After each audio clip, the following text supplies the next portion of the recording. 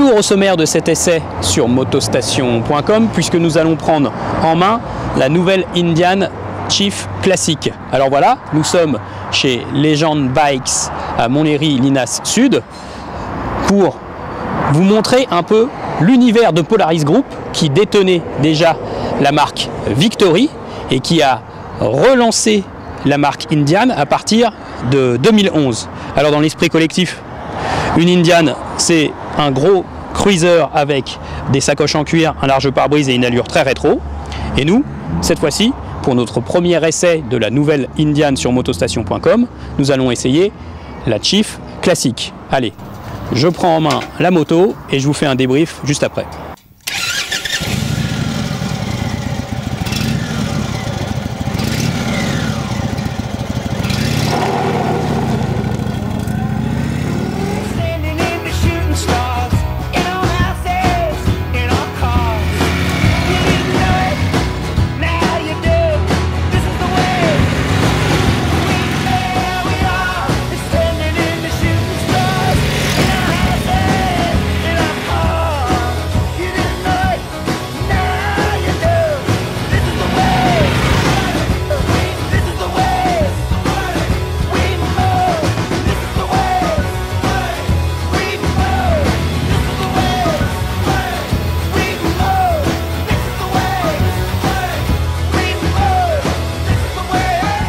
Alors, vous avez vu le démarrage de ce moteur? Eh bien, il ne vibre pas du tout.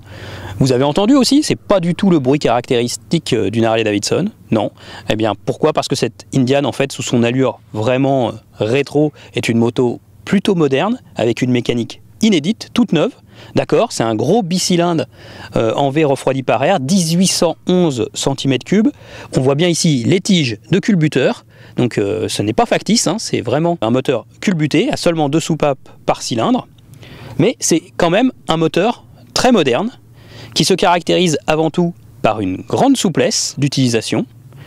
On peut descendre à 1500-2000 tours sans problème, 2000 tours en 6e, 60 km/h et il reprend sans aucun hoquet, sans aucun à-coup. Sans doute aussi permis par l'accélérateur électronique Ride-by-Wire, un vrai accélérateur Ride-by-Wire sans aucun câble, commandé par un petit moteur électrique. Et donc, c'est vraiment une mécanique qui s'adapte très très bien au cruising, à la balade, tranquille, avec une boîte de vitesse qui n'est pas si dure que ça, même si elle est sonore. Donc c'est vraiment un moteur qui se rapproche un peu dans l'esprit des gros moteurs que l'on peut trouver sur les Softail Harley. Grâce au balancier d'équilibrage, il n'y a aucune vibration. Ça, c'est plutôt un avantage pour le confort. Certains vont trouver que ça va manquer un petit peu de vie. De même, pour la sonorité d'échappement, qui est vraiment légale ici, mais qu'on pourra améliorer par la suite avec les accessoires. Et finalement, ce moteur, qui est plein d'agréments, eh bien, il correspond assez bien à la philosophie et à la partie cycle de la moto, qui est très longue, très ouverte de géométrie, qui est donc très stable, un vrai rail dans les grandes courbes. Et puis, elle est posée, cette moto, au sol. On est confortablement assis sur la selle en cuir. Les suspensions amortissent vraiment bien tous les petits chocs. Donc, on apprécie vraiment le roulage tranquille avec cette moto et la balade.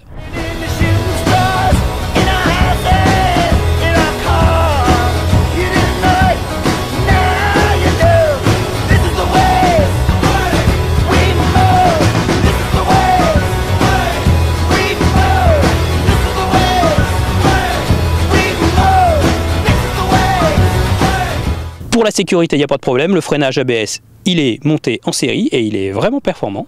On est vraiment serein au guidon de cette nouvelle Indian. Ce qu'on a apprécié, c'est finalement le confort et la sérénité de conduite que l'on a à bord de cette moto. Peut-être que certains vont trouver qu'elle manque un petit peu de charisme ou qu'elle manque un petit peu de vitalité au niveau de son moteur. C'est à voir. Mais ceux qui veulent vraiment une alternative à Harley Davidson avec une moto déjà très aboutie pour le tout premier modèle conçu par Indian, eh bien ils ne seront pas déçus. La finition, bah, vous voyez bien, elle est exceptionnelle et elle justifie en partie un prix de vente assez élevé, mais elle les vaut bien.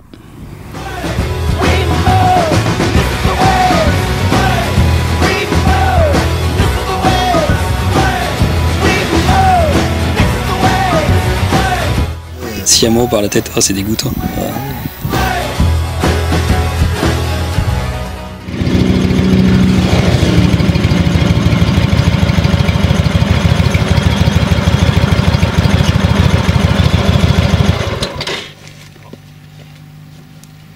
Bon, allô Indian Assistance? Bon. Je me suis garé en dévers, il n'y a pas de marche arrière. Vous pouvez venir m'aider? Merci.